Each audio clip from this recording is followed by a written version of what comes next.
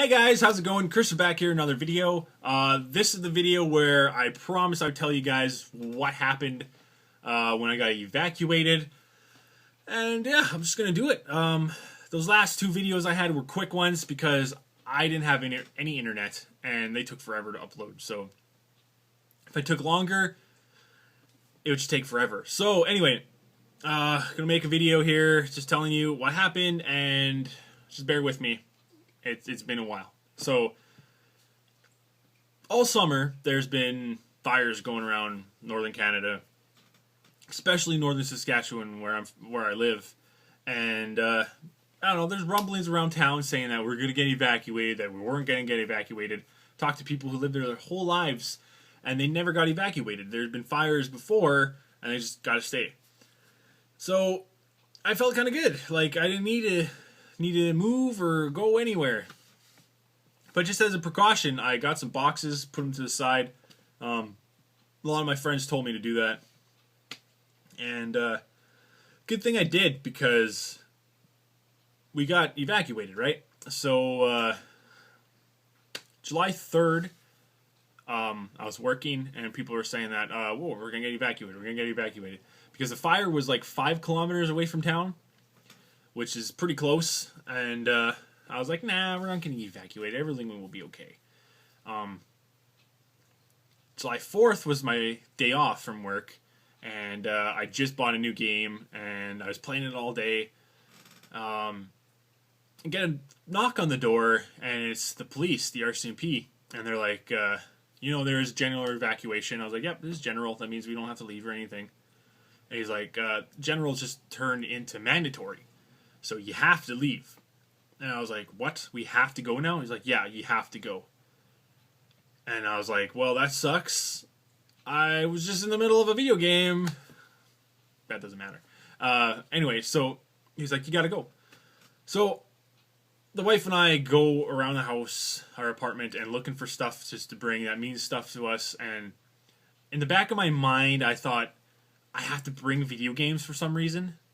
Like I had to, because I spent so much money on this stuff, so I might as well bring some stuff that I need, just in case this place goes down, right? So, I don't know, I just grabbed some stuff, and I wasn't even thinking, I was just grabbing stuff, and I even grabbed some Power Ranger merchandise, like, I don't know, I got some pictures here, I hope it shows up good on the camera here.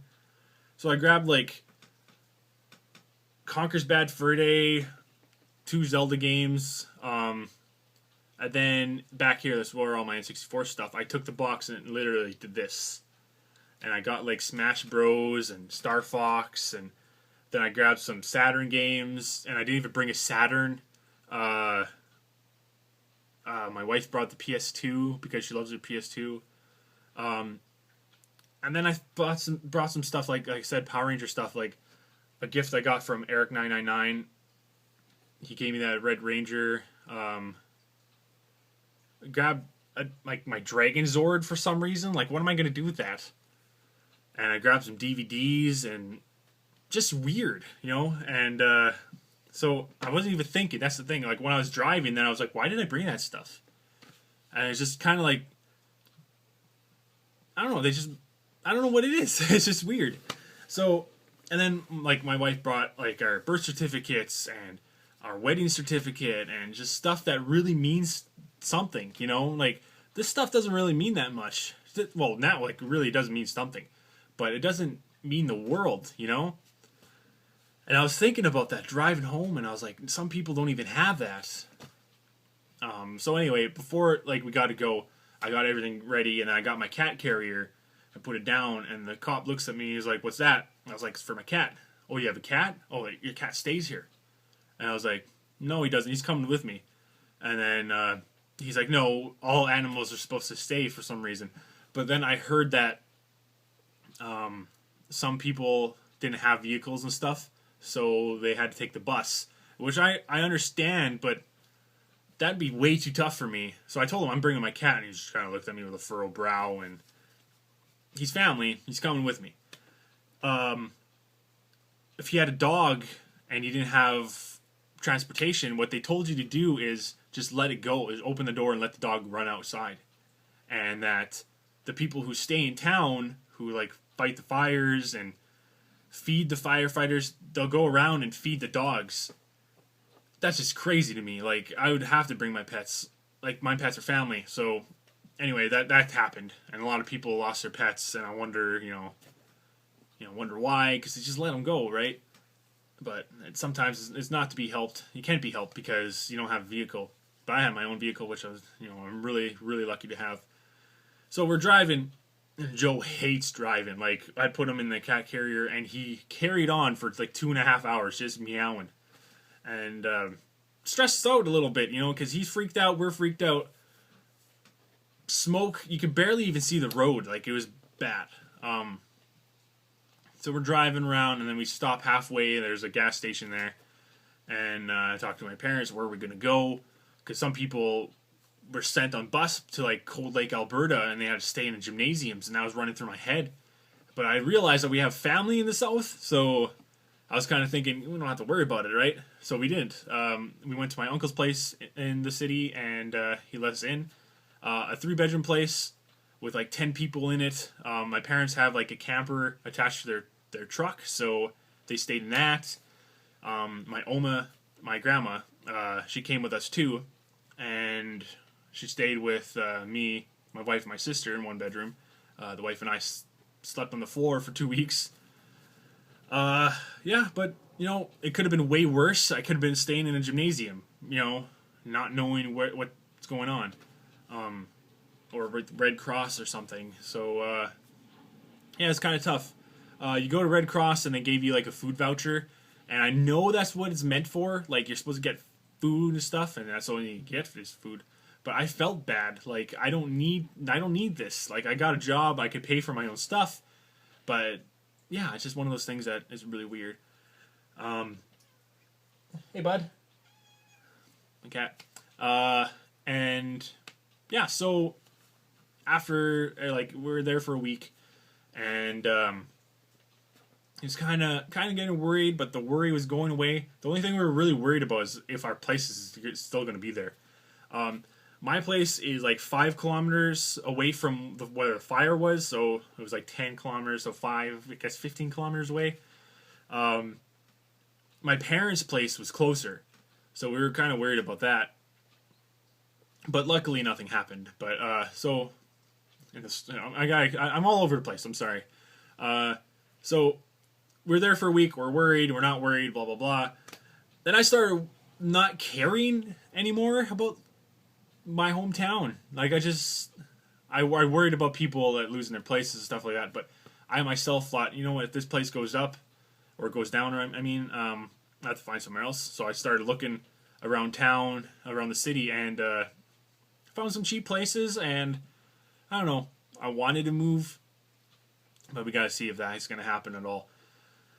So a week passes. So we've been here for 2 weeks already. We've been in the city, displaced from our houses. And it was just kind of freaky, So I think it was Friday the 17th, they finally told us, you guys can come home. Which was awesome. We had such great news. We're so happy. Excuse me.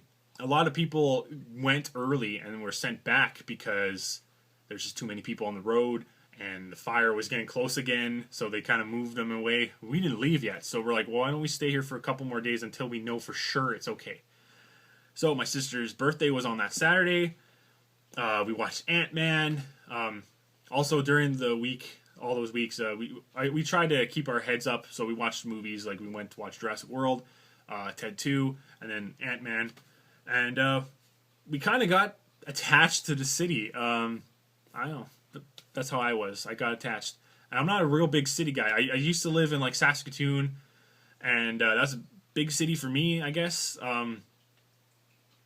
But yeah, I used to live there. Used to live in the city I went to, and but then when I moved up north, I kind of forgot how to drive in the city, so I had to relearn. So that was a thing, and I'm okay now. I'm alright. I used to have a phobia against it, but now that's gone because I was kind of forced to drive around, and plus my wife had to work all those 2 weeks at her work, and well, they kind of moved like in here. They have a bank where she works. and then the bank that they have in the city, they're kind of conjoined, I guess, and they wanted her to work, so she worked. I didn't have to work. I was lucky enough that I still got paid. Like, that's what my work does, I guess. So that happened, and so I was just looking around for places to live, actually, too. So I don't know. Maybe sometime in the future I'll be in the city and I won't be in the north. But anyways, we're home now. I'm sorry it took so long to tell you guys what happened. It was, frustrating, and plus I didn't have any internet or Wi-Fi or whatever in that house, so I had to go to like McDonald's to use their Wi-Fi just to watch videos and send videos. So yeah, that's why the other videos were so short. But yeah, I'm happy to be home now. Actually, I kind of cried a little bit when I opened the door to my place, and it was exactly how we left it. And I was so happy. The thing actually, what really worried me is that the day before we left back home, I heard that there's a string of break-ins around my area, and I was like, crap, like, all this, could be gone. But it didn't, so I'm really happy. The only damages to my place is I left my window not open, but the blinds open, and the sunlight came in, and my Dragon Ball Z DVDs, just the spine on the outside, they're faded. It's the only thing. It could be a lot worse. Trust me. Some people actually lost their houses to the fire, and my heart goes out to them. But yeah, I had a lot of you guys that actually sent me messages and try to keep my head up, and it really worked. To know that I have so many friends that just care for me and worry about what I'm doing and how I'm doing, and even how my family's doing. And I thank all you guys. Just off the top of my head, The Last Highlander, Chad Bailey, Eric999, Crazy Cubano, a whole bunch of people. Just right now I can't think of them all, but a lot of people just send me messages and wish me well and hope that I get back. And it was really a humbling experience. It's just weird because all this stuff is materialistic, and at the same time you kind of miss it. It's kind of crazy. I'm sorry, it's just rambling, and I'm not showing things that I picked up. That's going to be for a different video, but this is just me saying thank you to the people who cared for me. Also, people like, I don't know who did it, because I don't really remember right now, but they like shared my stuff, and I gained a whole bunch of subscribers over the last 2 weeks, and I'm internally grateful. I'm almost at 400, which I couldn't believe that would happen, and it's just a number, right? But you guys are the best. Like, it's just amazing. I know this is a weird video. I know, it's just one of those things I had to say. So yeah, that's it. Sat here for too long. I'm sorry for wasting your time, but now you guys know what happened, and hopefully it doesn't happen again. So thanks for watching, guys. You guys are the best. I love you guys. You guys are the best. And I'll talk to you guys later. Next time, I'll show some stuff. But again, thank you guys. See ya.